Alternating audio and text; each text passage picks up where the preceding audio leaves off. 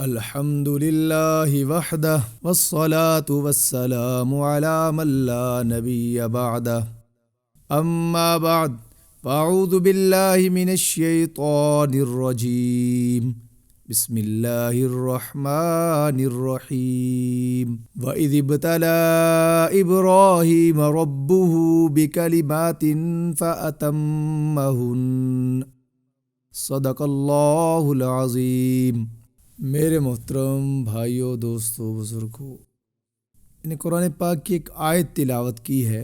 آج ایک ایسے گھرانے کا، ایسی شخصیت کا، ایسی ذات کا کچھ تذکرہ کرنا ہے جو رہتی دنیا تک کے لیے ایک نمونہ ہے، ماڈل ہے کہ اللہ پاک نے اس گھرانے کو، اس خاندان کو، اس ذات کو کتنا نوازا اور کس قدر اس خاندان سے رب تعالیٰ نے قربانیاں لی کہ دنیا میں رہتے ہوئے خدائی احکام کے سامنے سر جھکا دیا۔ تسلیم اور رضا کا اعلیٰ پیکر تھے کہ ہر طرح کے رب تعالیٰ کے احکام، وہ جانی سوال ہو، وہ مالی سوال ہو، رب کے احکام کے سامنے قربان ہونے کے لیے تیار ہے۔ رب تعالیٰ کے حکم کے سامنے قربان ہونے کے لیے تیار ہے۔ کس طرح کی بھی رب تعالیٰ کی ڈیمانڈ ہے، کوئی بھی رب تعالیٰ کا سوال ہے، کوئی بھی رب تعالیٰ کا حکم ہے، یا اللہ آپ کی محبت میں قربان ہے۔ اور وہ ذات، وہ شخصیت، وہ ہستی، وہ خاندان سیدنا ابراہیم علیہ السلام کا گھرانہ ہے، جن کے بارے میں اللہ پاک قرآن پاک میں فرما رہے ہیں کہ چند کلمات کے ذریعے میں نے ان کو آزمایا، فَأَتَمَّهُنَّ، انہوں نے پورا کیا، اس کو کامیاب ہوئے، پاس ہوئے، اعلیٰ نمبروں کے اندر پاس ہوئے۔ وَإِذِ ابْتَلَىٰ إِبْرَاهِيمَ رَبُّهُ بِكَلِمَاتٍ فَأَتَمَّهُنَّ، میں نے کچھ آزمائش کی ہے، کچھ امتحان لیا اس گھرانے کا، اس گھر کا، اس ہستی کا، میں نے کچھ امتحان لیا، فَأَتَمَّهُنَّ، ان کو اول نمبر میں کامیاب پایا۔ تسلیم اور رضا کا اعلیٰ پیکر تھے خدائی احکام کے سامنے۔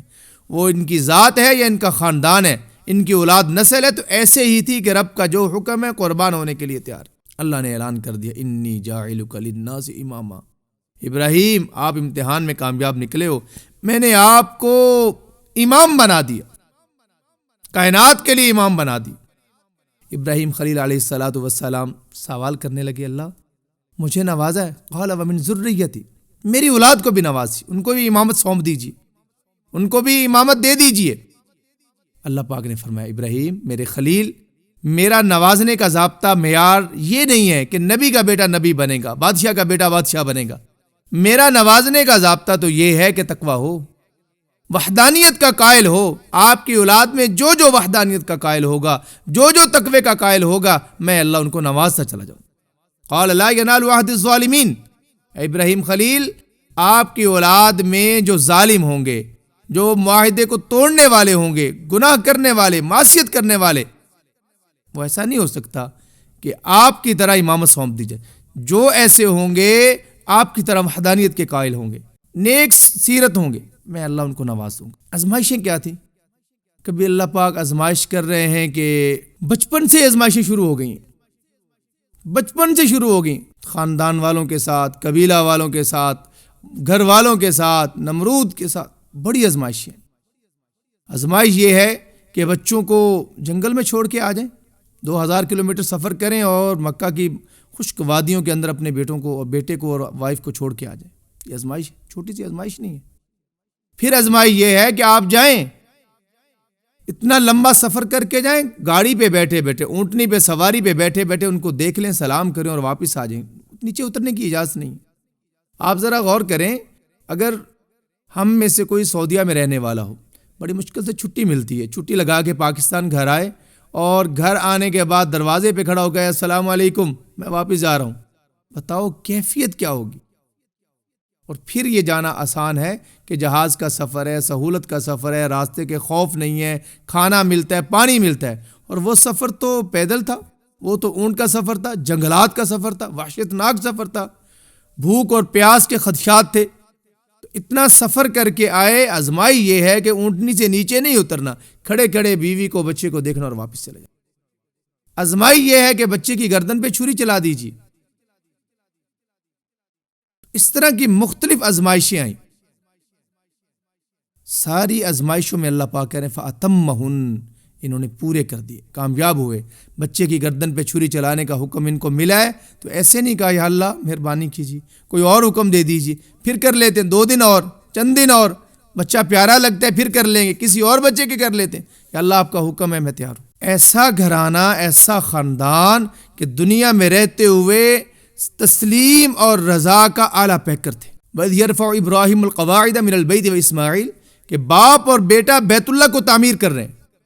چھوٹی سی سعادت، بہت بڑی سعادت، بہت بڑی نعمت ہے کہ باپ بھی بیٹا بھی بیت اللہ کی تعمیر کر رہے ہیں، بیت اللہ کو پروان چڑھا رہے ہیں۔ بیت اللہ کی تعمیریں مختلف ادوار ہیں، اس کے بہت دفعہ تعمیر ہوئی۔ تو یہ قرآن پاک میں جس کا تذکرہ وہ ابراہیم علیہ السلام اپنے بیٹے کے ساتھ مل کے بیت اللہ کی تعمیر کر رہے ہیں۔ آج ہمیں کوئی نیکی کا موقع مل جائے نا تو ہم اترانے لگتے ہیں، یار بڑا ہم ہے، بس میں تو کچھ نہیں سی، رب نے بڑی مہربانی کرتی جی۔ اگر کوئی سامنے والا کہتا ہے نا تو واقعی کچھ نہیں ہے گا، تو اس وقت دیکھو کہ اندر دی کیفیت کی آگ بگولا ہو جانے۔ مسجد بنا دی، دروازے پہ لکھوا دیا فلاں نے بنوائی، مسجد میں پنکھا لگایا اس پہ لکھوا دیا کہ فلاں نے لگوا کے دیا۔ یار یہ کوئی بات ہے؟ اللہ کے لیے کرتے ہو، اللہ دیکھ نہیں رہے ہیں، اللہ اجر نہیں دیں گے؟ تو اتنی بڑی سعادت بیت اللہ کی تعمیر، تو عرض کیا ہو رہی ہے؟ ربنا تقبل منا انک انت السمیع العلیم، اے میرے رب کریم، اے رب رحمان، میری کوئی صلاحیت نہیں، میری کوئی خوبی نہیں، میری کوئی طاقت نہیں ہے، آپ نے اپنی رحمت سے توفیق دی، بیت اللہ کی تعمیر کی، مجھ سے ہو گئی، اپنے فضل سے قبول کر لیجیے۔ میری اور آپ کی اصلاح کے لیے بہت بڑی توجہ کی ضرورت ہے۔ ہم اپنے عمل کو بہت بڑا عمل سمجھتے ہیں، اپنی خوبی کو بہت بڑی خوبی سمجھتے ہیں، اپنے صدقات خیرات کو کسی کے ساتھ بھلا کرنے کو بہت بڑا بھلا سمجھتے ہیں۔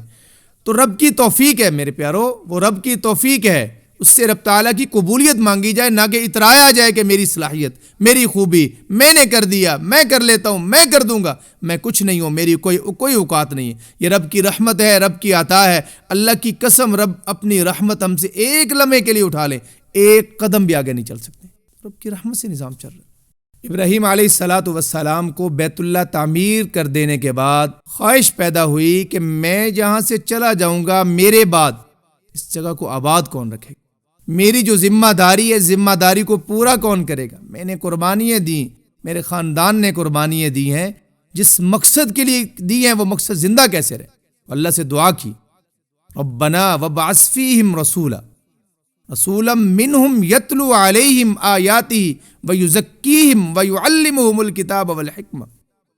نبی علیہ السلام نے فرمایا میں ابراہیم علیہ السلام کی دعا کا نتیجہ ہوں، یا اللہ یہاں ایک پیغمبر مبعوث کیجئے، ایک نبی بھیجئے، ایک رسول بھیجئے جو آپ کی کتاب، آپ کا قرآن ان لوگوں کو پڑھ کے سنائے، جو تزکیہ نفس بھی کرے، ان کو اپنی طرف سے باتیں بھی سکھائے تاکہ لوگوں کی اصلاح ہو، تربیت ہو۔ یہاں پیغمبر کی ذمہ داری بھی ساتھ سمجھا دی، دعا بھی کر دی کہ پیغمبر بھی ہو، ایسا بھی ہو جو لوگوں کو قرآن پڑھ کے سنائے۔ قرآن پڑھنا بہت بہترین بات ہے، ثواب کی چیز ہے، لیکن یہ بات کافی نہیں ہے۔ وَيُزَكِّيهِمْ بھی ساتھ کہا کہ تزکیہ نفس بھی ہو، اصلاح بھی ہو، تربیت بھی ہو۔ انسانیت کی اصل مقصود تربیت ہے، جب تک تربیت نہیں ہوتی انسان پوری انسانیت میں نہیں آتا۔ تو تربیت ہے، تو قرآن کے ذریعے تربیت ہوتی ہے۔ قرآن کے ذریعے تربیت کب ہوگی؟ جب قرآن سمجھیں گے، جب قرآن سمجھ میں آئے گا۔ ہم تو قرآن کے قریب نہیں جاتے، قرآن سمجھنے کے لیے قرآن کے درس میں نہیں بیٹھتے، ہماری مصروفیات ہی اتنی ہو گئی، قرآن سمجھنے کا ہمارے پاس ٹائم نہیں ہے۔ تو قرآن کا نفع، قرآن کا فیض تب ملے گا جب قرآن سمجھ میں آئے گا۔ اور یا اللہ قرآن تزکیہ نفس بھی کرے، وَيُعَلِّمُهُمُ الْكِتَابَ وَالْحِکْمَةَ، اپنی طرف سے باتیں جو آپ ان کو عطا کریں، حکمت کی باتیں، اصلاح کی باتیں، تربیت کی باتیں، یہ باتیں بھی ان کو بتانے والا ہو۔ اللہ کریم ایسا پیغمبر یہاں مبعوث کر دیجئے۔ ملت ابراہیمی ہی اللہ پاک کے ہاں منظور ملت ہے، ملت ابراہیمی اللہ پاک کے ہاں منظور ملت ہے، طلوب ملت ہے، مقبول ملت ہے۔ ابراہیم علیہ السلام کا خدا تعالیٰ کے ہاں چناؤ ہے۔ ابراہیم علیہ السلام کی ملت سے کنارہ کشی بیوقوفی ہے، جہالت ہے۔ وَلَقَدِ اصْطَفَيْنَاهُ فِي الدُّنْيَا وَمَنْ يَرْغَبُ عَنْ مِلَّةِ إِبْرَاهِيمَ إِلَّا مَنْ سَفِيَ نَفْسَهُ، جو ابراہیم علیہ السلام کی ملت سے روگردانی کرے گا، منہ موڑے گا، اللہ پاک کہہ رہے ہیں وہ بیوقوف ہے، وہ جاہل ہے، وہ احمق ہے، اس کو کچھ نہیں پتا۔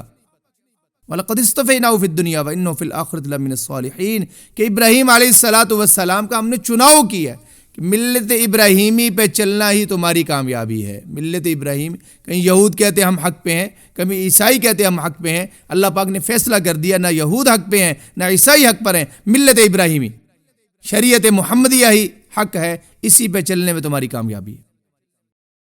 نعبد الہک و الہ آبائک، ہم آپ کے معبود کی عبادت کریں گے، آپ کے آباء و اجداد کے معبود کی عبادت کریں گے۔ دیکھیں، اسلام جہاں آباء و اجداد کی غلط تقلید کو ناپسند کرتا ہے، وہاں آباء و اجداد کی صحیح تقلید کو پسند بھی کرتا ہے، کیونکہ مقصود ہی وہ ہے، مطلوب ہی وہ ہے، صحیح راستے پہ چلنا۔ اگر آباء و اجداد حق پر ہیں، نیکی پر ہیں، ٹھیک راستے پہ ہیں، ان کی اتباع ضروری ہے۔ اگر آباء و اجداد گمراہ ہوں، غلط راستے پہ ہوں، بدعات رسومات میں لگے ہوں، کوئی ضروری نہیں ہے کہ ہم آباء و اجداد کی اتباع کریں۔ غلطی ہو گئی ان سے، لیکن اس پہ ڈٹ جانا، ڈھیٹ بن جانا کہ میرا باپ ایسے کرتا تھا، میرا دادا ایسا کرتا تھا، میرا خاندان ایسے کرتا تھا، ہم اس پہ چلیں گے، یہ غلط بات ہے۔ آباء و اجداد ٹھیک تھے تو ان کی تقلید بھی ٹھیک ہے، آباء و اجداد غلط تھے تو توبہ کر لینی چاہیے، ان کی تقلید نہیں کرنی چاہیے۔ اللہ رب العزت نے راہ راست کے لیے، ہدایت کے لیے، امت کی وحدت کے لیے دو چیزیں عطا فرمائیں۔ دو چیزیں اللہ پاک نے عطا فرمائی ہیں، کتاب اللہ اور رجال اللہ۔ کتاب اللہ قرآن کریم ہے، رجال اللہ پیغمبر ہیں، صحابہ ہیں، اولیاء اللہ ہیں۔ تو دونوں کو لے کر چلنے میں انسان کی رہبری ہے، رہنمائی ہے، ہدایت ہے۔ ان میں سے کسی ایک کو بھی چھوڑ دینے سے، کتاب اللہ کو پکڑا، رجال اللہ کو چھوڑ دیا، یہ انسان گمراہ ہو جائے گا۔ رجال اللہ کو پکڑ لیے، کتاب اللہ کو چھوڑ دیا، یہ انسان بھی گمراہ ہے۔ دونوں کو چھوڑا وہ تو ہے ہی گمراہ نا، ان میں سے کسی ایک کو بھی چھوڑے گا تو ضروری ہے کہ جہاں کتاب اللہ پر عمل کرنا ہے وہاں رجال اللہ کو ساتھ لینا پڑے گا، انبیاء کی زندگی کو دیکھنا پڑے گا، رسول کریم علیہ الصلاۃ والسلام کی زندگی، آپ کے اصحاب کی زندگی، اولیاء اعظام کی زندگی کو دیکھنا پڑے گا، اور جب ان کی زندگی کو دیکھنا ہے تو قرآن کو ساتھ لینا پڑے گا۔ رجال اللہ اور کتاب اللہ یہ دو چیزیں ہیں جو انسان کی مکمل رہبری ہیں، مکمل ہدایت ہیں، مکمل نجات ہیں۔ ان میں سے ایک کو بھی چھوڑ دینے سے انسان کی گمراہی ہے۔ تو رجال اللہ اور کتاب اللہ، صحابہ اکرام رجال اللہ ہے، اللہ پاک نے ان کو معیار ایمان بنایا ہے، معیار اتباع بنایا ہے۔ فَإِنْ آمَنُوا بِمِثْلِ مَا آمَنْتُمْ بِهِ فَقَدِ اهْتَدَوْا، اگر تم صحابہ کی طرح ایمان لاؤ گے، ابو بکر صدیق کی طرح ایمان لاؤ گے تو تم ہدایت یافتہ ہو، تم ایمان والے ہو، تمہارا ایمان معتبر ہے، تمہارا ایمان پسندیدہ ہے، تمہارا ایمان تمہاری نجات کا ذریعہ ہے۔ اور اگر تم صحابہ کی طرح ایمان نہیں لا رہے ہو تو صحابہ کس طرح ایمان لائیں؟ صحابہ معیار ایمان ہے، اس کے بعد کوئی معیار ایمان نہیں ہے۔ صحابہ کو نہ ماننا ایمان کا اخراج ہے۔ صحابہ کے بعد کے ہونے والے واقعات، اولیاء اللہ، ان کو کوئی کہے میں نہیں مانتا، کافر نہیں ہوگا۔ اب بے ادبی کرنے کی تو بالکل گنجائش نہیں ہے جی، کافر نہیں ہوگا۔ صحابہ کا منکر تو قرآن کا منکر ہے، قرآن ان کے بارے میں کہتا ہے اولئک هم المفلحون، اولئک هم المؤمنون، اولئک هم الصادقون، اولئک کتب فی قلوبہم الایمان رضی اللہ عنہم ورضوا عنہ۔ ایسی بے شمار قرآنی آیتیں، قرآن بھرا پڑا ہے، صرف ان قرآن نہیں ہے۔ مثلہم فی التوراۃ و مثلہم فی الانجیل، کہ میں نے ان کی مثالیں تورات میں بھی بیان کی صحابہ کی، میں نے صحابہ کی مثالیں انجیل میں بھی بیان کی کہ وہ ایسے برگزیدہ بندے ہیں۔ تو صحابہ معیار ایمان ہیں۔ اس کے بعد کوئی کہے کہ مرزا قادیانی کو ماننا بھی ایمان کا حصہ ہے، وہ پرلے درجے کا بے ایمان ہے۔ بس صحابہ معیار ایمان ہے، صحابہ کے بعد کوئی معیار ایمان نہیں ہے۔ صحابہ کی طرح ایمان لانا ہوگا۔ صحابہ نے محمد الرسول اللہ علیہ الصلاۃ والسلام کو نبی اور آخری نبی مانا ہے۔ کوئی کہے کہ ایمان کے اندر 12 اماموں کو ماننا بھی ضروری ہے، وہ بھی پرلے درجے کا بے ایمان ہے۔ صحابہ معیار ایمان ہے۔ جس طرح صحابہ ایمان لے کر آئے ہیں اس طرح ہمیں ایمان لانا پڑے گا۔ صحابہ ایسا ایمان نہیں لے کے آئے کہ علی ولی اللہ وصیت رسول اللہ، یہ کلمہ نہیں پڑھا صحابہ نے، نہ علی نے پڑھوایا نہ صحابہ نے پڑھا۔ اب کوئی کہے اس طرح کلمہ معتبر ہے تو وہ بھی بے ایمان ہے۔ صحابہ کی طرح ایمان ضروری ہے، بس صحابہ پکے مسلمان ہیں، صحابہ پکے ایمان والے ہیں، صحابہ پکے جنتی ہیں، صحابہ سچے اور سچے انسان ہیں، صحابہ قرآنی شخصیت ہیں، تاریخی شخصیت نہیں ہے۔ کوئی کہے کہ تاریخ میں فلاں نے یہ لکھا، فلاں نے یہ لکھا، قرآن کی ایک آیت ان کو رد کر دیتی ہے، رضی اللہ عنہم ورضوا عنہ۔ قرآن کی آیت وَكُلًّا وَعَدَ اللَّهُ الْحُسْنَى ان کو رد کر دیتی ہے۔ قرآن کی آیت اولئک کتب فی قلوبہم الایمان ان کو رد کر دیتی ہے۔ قرآن کی آیت فَإِنْ آمَنُوا بِمِثْلِ مَا آمَنْتُمْ بِهِ فَقَدِ اهْتَدَوْا، پورا قرآن ان کو جا بجا رد کر رہا ہے ساری تاریخ کو۔ دیکھیں اللہ اور انسانیت کے درمیان، امت کے درمیان جو پہلا واسطہ ہے وہ حضور کی ذات ہے، اور حضور اور باقی امت کے درمیان جو واسطہ ہیں وہ صحابہ ہیں۔ اپنا سارا دین، ساری شریعت، مکمل کتاب نبی علیہ الصلوۃ والسلام صحابہ کے سپرد کر کے چلے گئے۔ اگر انہی کو ٹھیک نہ مانا جائے گا، بتاؤ ایمان بچے گا؟